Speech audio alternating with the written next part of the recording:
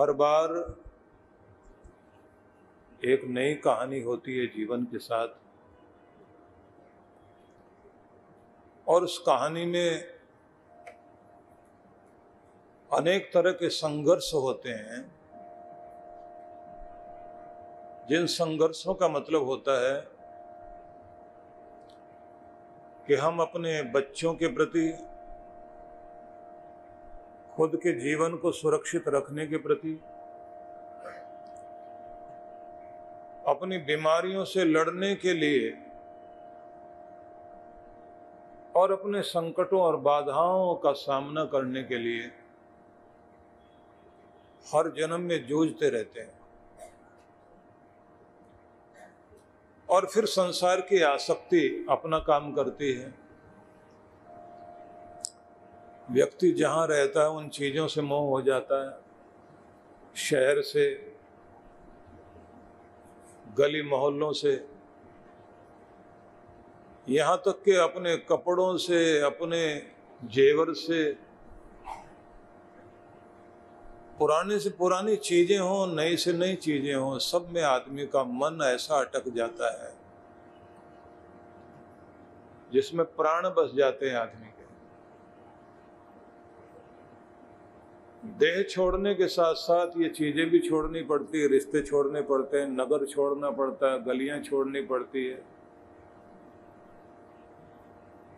और जिस देह को लेकर इस दुनिया में आए थे वो शहर के एक ऐसे कोने में जहां आप कभी जाना नहीं चाहते, वहां से अगर गुजर भी जाएं तो उधर की तरफ देखना नहीं चाहते, वो जगह होती है शमशान घाट। वहां आखिर में जाकर इस शरीर को समर्पित कर दिया जाता है। और कमाल की बात है कि जो छोड़ने आए वो पीछे मुड़कर नहीं देखते कि कौन गया है दुनिया से, कितना बड़ा आदमी था। लोग सोचते हैं क्या पीछे छोड़ के गया, हिसाब लगाते हैं लोग, मकान है, दुकान है, बिजनेस था, 2-4 बच्चे थे, भाई बहन है, ये हिसाब लगा लेते हैं। लेकिन ध्यान रखिए, जमीन पर और पत्थरों पर नाम भी लिखा रह जाए वो नहीं टिकेगा। जो दिलों पर जिसने नाम लिख दिया बस वही टिकेगा और वही याद किया जाएगा। दिलों पर नाम लिखने का मतलब है कि आप इस दुनिया से सब कुछ पाया, इस समाज से पाया, इस समाज के लिए तुमने क्या किया? अपने लिए जी लिए, अपने बच्चों के लिए जिए। तुम्हारा प्रेम सिमट कर तुम्हारी देह तक रहा और तुम्हारे 2-4 परिवार के लोगों तक रहा। इस प्रेम को अगर तुम अपने मोहल्ले से लेकर समाज तक लेकर गए, नगर तक लेकर गए, तब तुम बड़े हुए। और इस मानव जाति के लिए जब आप जीने लग जाते हैं, जो विश्वव्यापी परमात्मा है, जो जगत का स्वामी है, तब पता लगता है कि आपने अपना प्रेम वहां तक पहुंचाया। और तब आपके जो कर्म होते हैं वो पुण्य बनते हैं। और वो पुण्य जब आपके साथ चलते हैं तो याद रखिए, जो भी आपकी आने वाली जिंदगी में दुख और संताप आएंगे, उसमें छतरी बनकर दुखों की धूप से बचाने का काम, वो पुण्यों की छतरी काम आएगी, वही आपको सुरक्षित रखती है, वही आपके साथ चलती है। कमाल की बात यह है, वो पुण्य संचय करने के लिए लोग काम नहीं करते। भारत देश में हजारों सालों तक गुलामी का दौर रहा।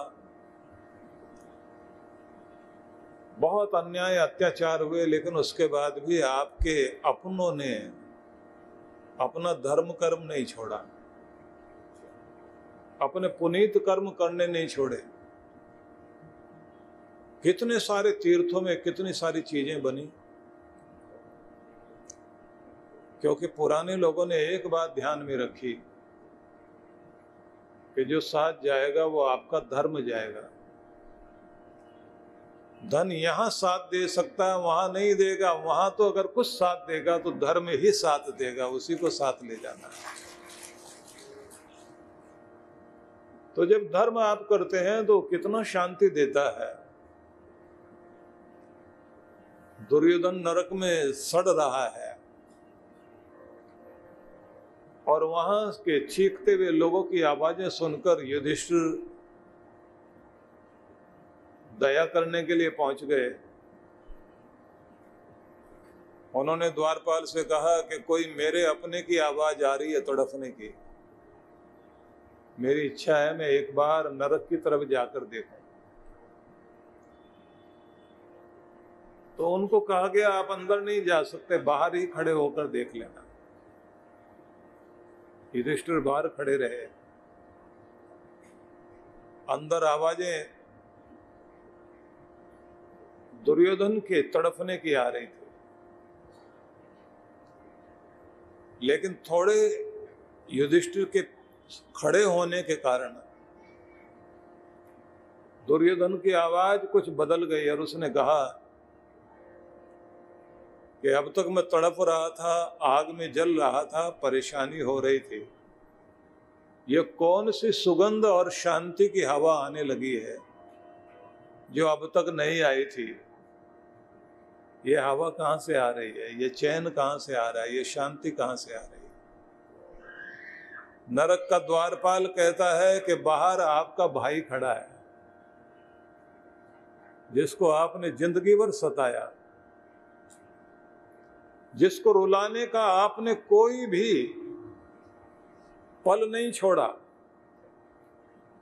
वो युधिष्ठिर बाहर खड़ा हुआ है। उसका धर्म, उसका पुण्य, उसके सत्कर्मों की ठंडी हवा आकर तुम्हें चैन दे रही है। उसके शरीर से हवा छूकर आती है और वो जो तुम्हें चैन मिल रहा है वो उसके कारण मिल रहा है। और जो तुम तड़प रहे हो अपने कर्मों के कारण तड़प रहे हो।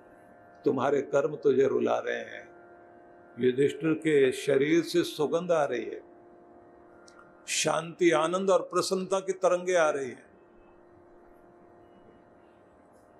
उस समय दुर्योधन कहता काश मुझे पता होता कि ये पुण्य इतनी शांति देने वाली चीज है तो मैं पुण्य करता, पाप ना करता। अब समझ आई। और जब दुनिया में था तब क्या कहता था, समझाएं उसको कि धर्म का पता है तुम्हें, धर्म करो। अधर्म का भी पता है, मत करो। और वो क्या कहता था, जानामि धर्मम न च मे प्रवृत्ति। धर्म को जानता हूं लेकिन मेरी कोई रुचि नहीं है धर्म कर्म में।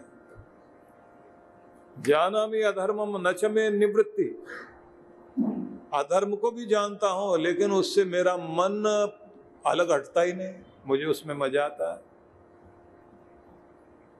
पूछा कि इतने अच्छे गुरु के पास रहकर पढ़े हो, द्रोणाचार्य, कृपाचार्य, कितने सारे ऋषि मुनि घर में आते रहे, तो क्या कहता है, केनापि देवेन हृदय स्थितेन यथा नियुक्तोस्मि तथा करोमि। कोई मेरे अंदर का संस्कार है वो मुझे खींच कर ले जाता है और वो जो मेरे से कराता है वही मैं करता हूँ। मेरे अंदर की मनमानी अंदर से चलती है, बाहर आती है, इसलिए किसी के समझाने से मुझे कोई फर्क नहीं पड़ता। जैसे आज के लोग कहते हैं ना, अपना ज्ञान अपने पास रखो, हमें इसकी जरूरत ही नहीं है, तो समझ नहीं आता। लेकिन जब ठोकरें लगती हैं, जीवन का उतार चढ़ाव सामने आता है, तब समझ में आता है कि सब कुछ हमारे बस में नहीं है। सब कुछ जिसके बस में है वही तो दुनिया चला रहा है, वही तो मालिक है, एक ही तो दुनिया में मालिक है।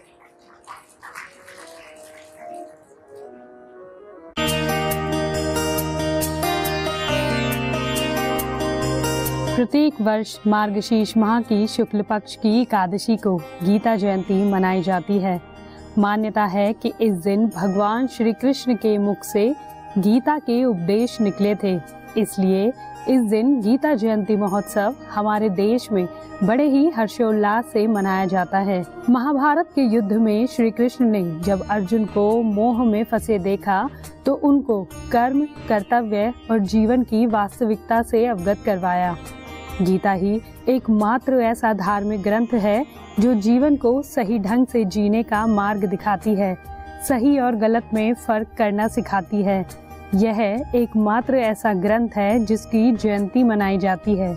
प्रत्येक वर्ष की तरह इस वर्ष भी परम पूज्य सद्गुरुदेव श्री सुधांशु जी महाराज एवं डॉक्टर अर्चिका दीदी जी के सानिध्य में विश्व जागृति मिशन 22 दिसंबर 2023 को दिल्ली स्थित ओंकारेश्वर मंदिर में गीता जयंती समारोह आयोजित करने जा रहा है, जिसके लिए आप सभी मित्रगण सादर आमंत्रित हैं।